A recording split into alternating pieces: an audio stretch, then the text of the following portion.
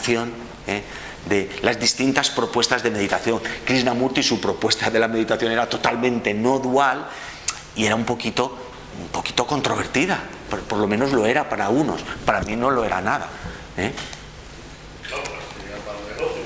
Claro. Venga, qué bien que alguien me interrumpe.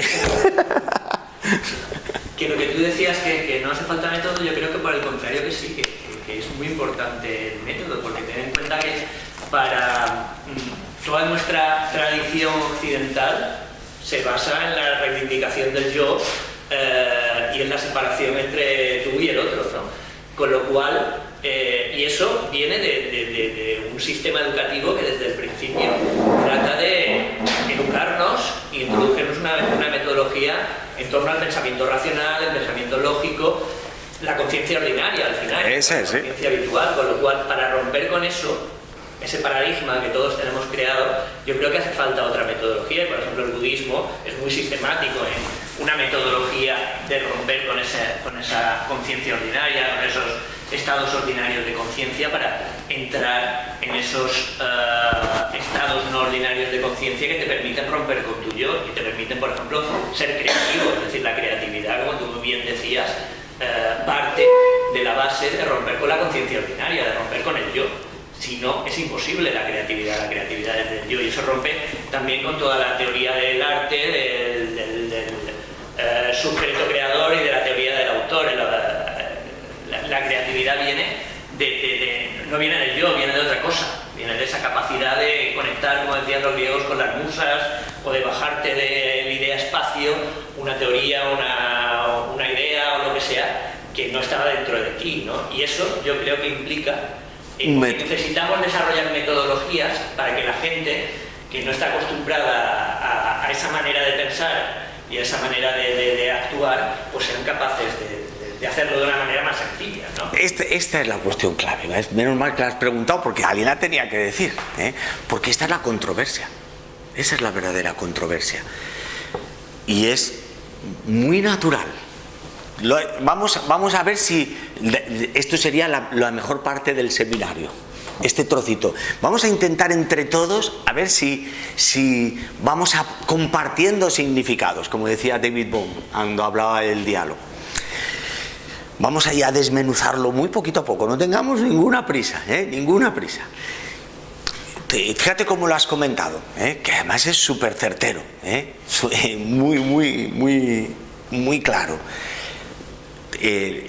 Vemos que la conciencia del yo ha supuesto esa limitación, nuestra conciencia habitual, y con todos sus métodos y en su desarrollo, y entonces, pues claro, queremos romper con ese yo, ¿vale? He utilizado el verbo que has utilizado, se puede utilizar otros verbos, pero ese se utiliza mucho, disolver, romper, destruir, o sea, Fijaros, vamos muy despacio.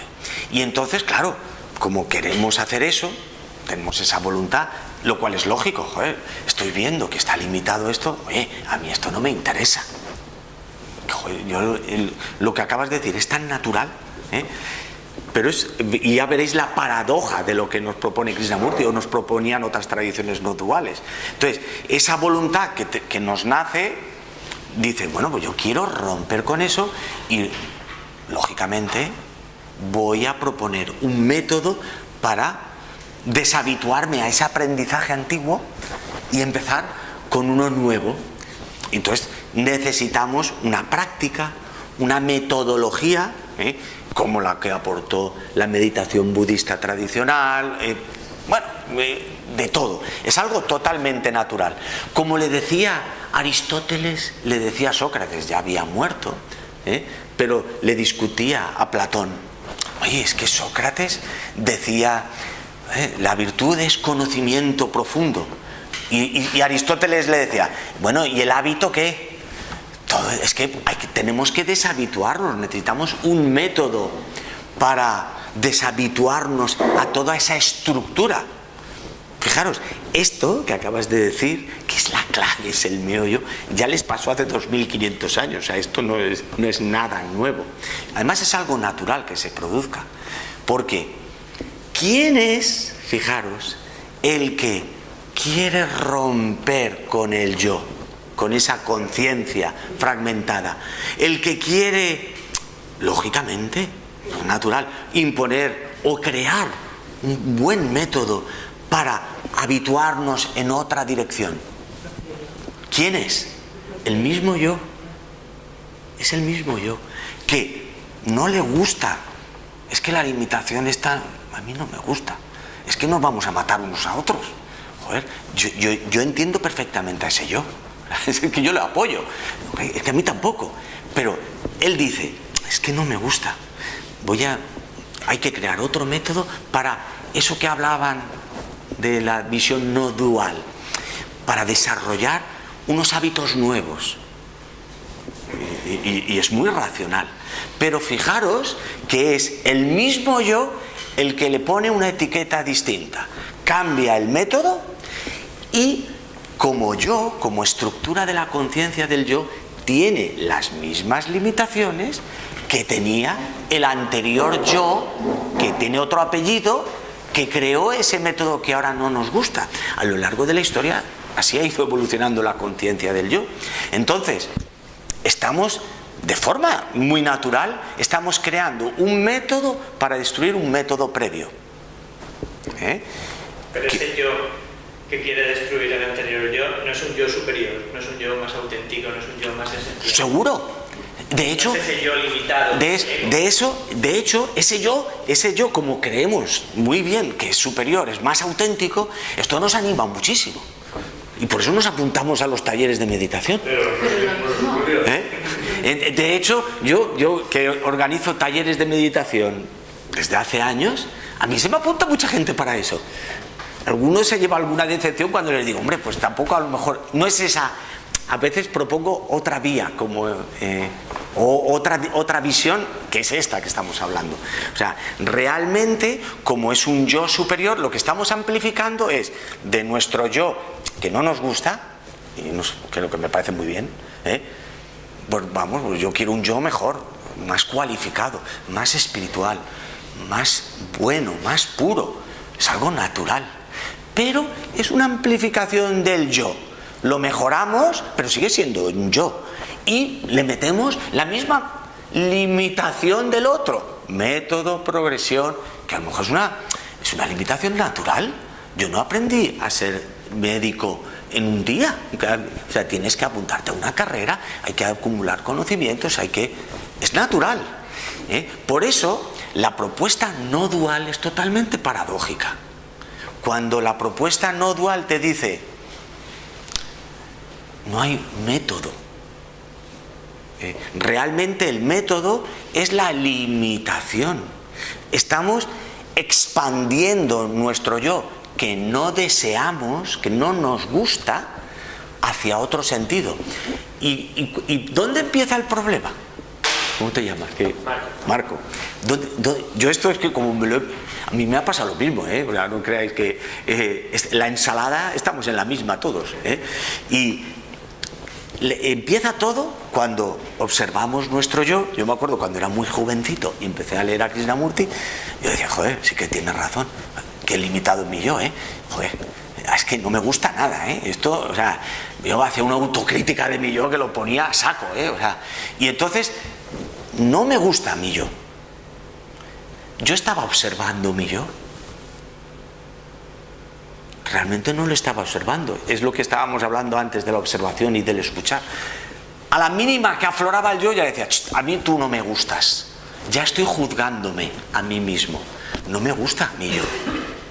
Fijaros, es muy distinto cuando entra que tú comprender a tu yo, como decía Sócrates, descubrirte, comprenderte.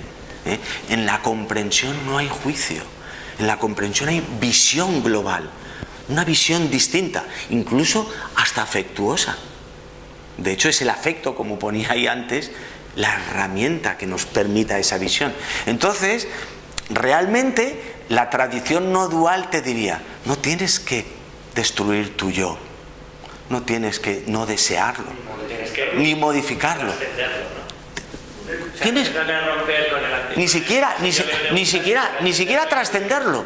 tenemos que empezar por comprenderlo. Nada más. Ya veremos lo que comprendemos. Fijarte que nosotros empezamos a comprender nuestro yo.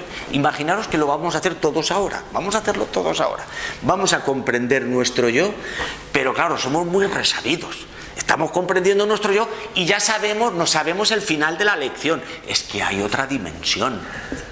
Esto no vale. No estamos descubriendo nada nuevo. Veremos nuestro yo con... No, yo quiero descubrir lo que ya me sé, que fulanito lo ha hecho y es una persona muy reconocida. Krishnamurti lo hizo, o fulanito de tal lo hizo. Y entonces, realmente no nos observamos.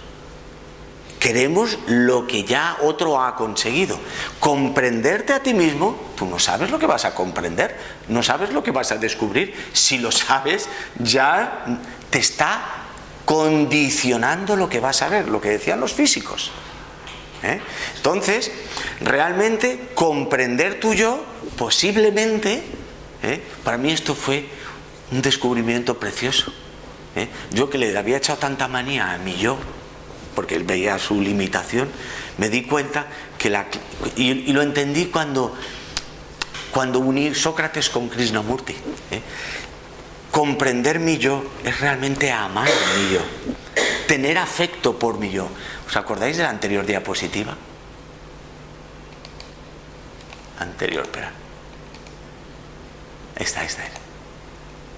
Para comprendernos necesitamos una cualidad de inocencia y humildad. Eso en palabras de Krishnamurti. Una actitud amorosa, una generosidad del corazón. El problema, para mí, o mi limitación que tuve, porque seguía siendo mi yo el que lo hacía, es que me miraba a mí mismo, era mi yo que miraba a su propio mismo yo y lo miraba sin esa cualidad, sin ese amor, sin ese afecto.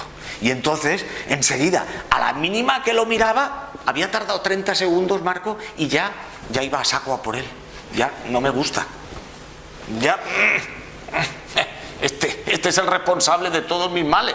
Este es el responsable de, como lo decían otros, este es el responsable de la crisis del ser humano, que decía Krishnamurti. Entonces realmente nunca me miraba a mí mismo. Permanecía en esa rueda. A lo mejor yo me sentía en el bálsamo de... Es un yo espiritual más fuerte, más poderoso o más bueno. Yo nunca he intentado ser muy engreído, pero por lo menos quería ser bueno. Pero el querer ser bueno también es lo mismo. Como decía Krishnamurti, por nobles que sean, sigue en la esfera del yo. ¿Entendéis? Entonces nos miramos a nosotros mismos de esa manera. Y entonces nos miramos, ¿no nos gusta? ¿Lo rechazamos? ¿O lo queremos trascender? La palabra trascender es muy curiosa. También la he empleado yo mucho, Marco. ¿Cómo no? Trascendemos, pasamos de este. Yo lo quiero trascender. ¿Y por qué? Primero habrá que comprenderlo. A lo mejor es la mayor de las virtudes. Nos miramos a nosotros mismos, nos queremos comprender por lo que ha dicho Krishnamurti, o lo dijo Buda, o lo dijo Sócrates, o lo dijo Spinoza. Entonces ya no es una observación pura a nosotros mismos. Mirémonos ahora todos. El problema es que nos miraríamos porque mira, Juan ahora me ha dicho esto, porque lo dijo este hombre Krishnamurti, que fue un hombre muy sabio, y entonces, bueno, pues debe ser así. Si nos miramos ahora, si ahora hicimos la práctica o nos vamos a casa y hacemos ese trabajo de reflexión y nos miramos a nosotros mismos así, estaremos totalmente condicionados. Primero por lo que acabo de decir, yo por lo que dijo Krishnamurti por lo que dijo Sócrates por lo que... ¿Entendéis lo que quiero decir? O sea, al final seguimos en esa misma cadena sin darnos cuenta, y de hecho no queremos seguir en esa cadena. Y por eso, ese es uno de los diagnósticos que hace Krishnamurti y Bohm, por eso todas esas sabias, la diapositiva que os he puesto al principio, todas esas sabias reflexiones, vivencias, aportaciones de tantos filósofos y grandes maestros de la historia, no han conseguido que el ser humano en su educación global, cotidiana, cambiemos. Hemos cambiado unos yos por otros, unos métodos por otros, pero al final siempre volvemos a caer y siempre surge el conflicto otra vez. A mí me pasó exactamente igual. O sea, a mí me encantó que hayas hecho la pregunta y siempre espero que se haga esa pregunta, porque esta es la clave, Marco. ¿No lo veis así? Esa es la sutileza, la paradoja. Por eso, si conocéis un poco la filosofía, no hay ningún filósofo, ¿no? Pero a Sócrates, eso os lo comento, y es una cosa bonita. Lo que le decían, cuando Sócrates decía, la virtud es conocimiento, Aristóteles le dijo, pero estás diciendo, necesitamos un método, tenemos que deshabituar a ese yo que ha caído en todo eso. Entonces por eso le llamaban la paradoja socrática. Krishnamurti siguió esta misma paradoja. Todas las tradiciones no duales, el budismo, por ejemplo, la parte mahayana del budismo, el budismo zen, por ejemplo, el taoísmo, tiene un lenguaje paradójico. Si leéis a Nagarjuna, que es, digamos, un poco el fundador en el siglo II después de Cristo del budismo mahayana, de la tradición más no dual del budismo, es verdadera paradoja todo. El Koan es pura paradoja. Método sin método. Esto no hay quien lo coja, no es intelectual. Entonces, yo a veces a muchos amigos que hablan sobre Krishnamurti les digo, es que realmente no sé si hemos comprendido a Krishnamurti, porque quizás queremos comprender a Krishnamurti con nuestro intelecto y entonces esa dimensión paradójica se nos escapa. Entonces esa dimensión no dual, ese perfume desaparece.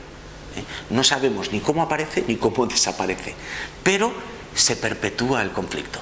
Entonces yo creo que esa es la sutileza, es que esto es algo que hemos hablado tantas veces, pero yo en estos 30 años, bueno, más de 30 años conozco el trabajo de Krishnamurti, pues os diría casi 40 años. Esa visión, esa práctica, esa paradoja, sí la he vivido. Y es un perfume inigualable, que no hay palabras, no es algo del intelecto, no es una experiencia ni siquiera, no tiene nombre.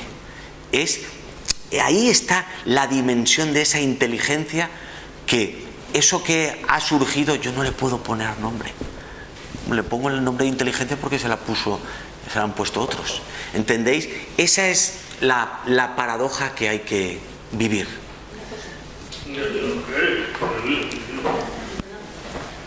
Yo algo sé que más que trascender no sería disipar el yo en momentos de comprensión. Disipar es lo mismo, es otro verbo. Disipar, disolver, destruir, trascender. En el momento de la comprensión pero ya lo harás solo, no lo harás tú.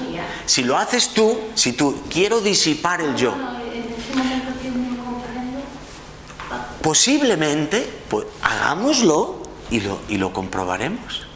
¿Entiendes lo que te quiero decir? Es que ponemos el verbo disipar o disolver antes que el de comprender. Primero comprendámoslo con ese afecto, con esa pureza, sin saber lo que va a pasar. A lo mejor no se disipa, a lo mejor crece. ¿Quién te lo ha dicho? Porque tenemos que creer a Krishnamurti, si no estaremos condicionados. Él te decía, no me hagas caso, y como hacía Sócrates, compréndete a ti mismo. Ya veremos lo que se comprende. A lo mejor no se disipa. Yo, fíjate, ya hablo como mi conciencia particular, en la vivencia de esa comprensión, una cosa muy natural, nada, todo de ir por casa, en la vivencia de esa comprensión, el yo es como si perdiera fuerza, como si ni se disipa, ni se disuelve, ni se trasciende, simplemente no está. No hay verbo que...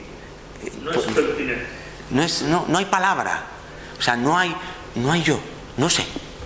A lo mejor, como decía Sócrates, realmente no lo sé, no hay palabra. En ese momento es el perfume no dual. ¿Necesitamos un método para eso? Marco? Yo creo que es algo natural. O sea, eso es. Estamos ahí, también a la vez está aquí, ahora. ayuda a tener un método para trascender e incluir ese yo. Quiero decir, llegará un momento en el que tengamos una conciencia no dual, o habrá momentos en los que alcancemos esa conciencia no dual a nivel individual y a nivel colectivo, que vivamos en esa conciencia. ¿Pero por qué queremos alcanzar esa conciencia no dual, Marco? ¿Porque nos lo ha dicho Krishnamurti? No. ¿O porque creemos que es buena? Creemos que es buena. Esa creencia ya nos está condicionando. Entonces, por eso queremos trascender al yo. No es una cuestión de voluntad, es una cuestión de comprensión, de pureza, de atención pura. Es un poco lo que en el budismo, en la tradición meditativa del budismo, cuando se hablaba de la atención plena, el significado de esto que es tan popular ahora del mindfulness, que a veces creo que tampoco se comprende en toda su paradoja y sutileza, pero en esa atención plena en la cual no hay juicio, no hay deseo o voluntad de querer trascender nada, no sabemos lo que vamos a observar. Es para eso realmente no necesitamos ningún método, todo lo contrario, todo método puede ser una limitación porque condiciona a tu observación. Entonces es tan fácil y tan difícil como difícil porque desde la visión dual o desde el deseo de trascender o de mejorar o de obtener un resultado, vamos a crear un método lógico. Hombre, somos racionales y es muy sano hacerlo. Pero desde la visión de comprender el aquí y ahora, no necesitamos ningún método. Ahora mismo podemos hacerlo todos.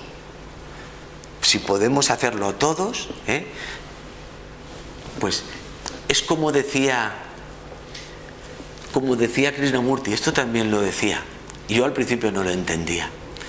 La libertad, primera y última, primero y último paso. La comprensión es el primer y último paso. Digamos, podríamos decirle, como a veces he oído mencionar, es el método sin método, o el método de un paso. Es decir, la libertad está al principio, no al final. Eso es. No es algo conseguido. Eso ahora tenemos una diapositiva de eso. De la libertad es la libertad de todo nuestro yo, de todo nuestro condicionamiento, de toda nuestra estructura. Es en el momento presente, es en el principio. Quería decir algo. Krishnamurti, la nombraron los principios de Krishnamurti, y entonces estaban siendo educados para ser el instructor del mundo y todas esas cosas y tal. O sea, se estaban moviendo millones de dólares, tenían castillos comprados ahí en Holanda, sí, sí. Este discurso final y todo ese rollo, ¿no? Cuando dijo eso, se rompió con todo, y Annie Besant, que es la que hacía de su madre virtual. Era la presidenta de la Sociedad Teosófica en ese momento. Y era muy, muy inteligente, era doctora en filosofía, se le quedó mirando a los ojos con una conversación y dice, ¿tú qué estás planteando? Tú estás planteando el acceso directo, sin fases. Y dice, así estoy haciendo. Y se hubo un silencio y dice que la persona le dijo, vale, ese es tu problema, pues tu camino, pues sí, yo me quedo con la gente, porque creo que me llevo a ella, que aún funciona con bastones, con escalones y con todo eso, y es todo, tiene que explicar, pues te das a todo, y se acabó. Ya hubo esa historia, digamos, entonces, Besant muchas veces cuando Krishnamurti sostiene el acceso directo.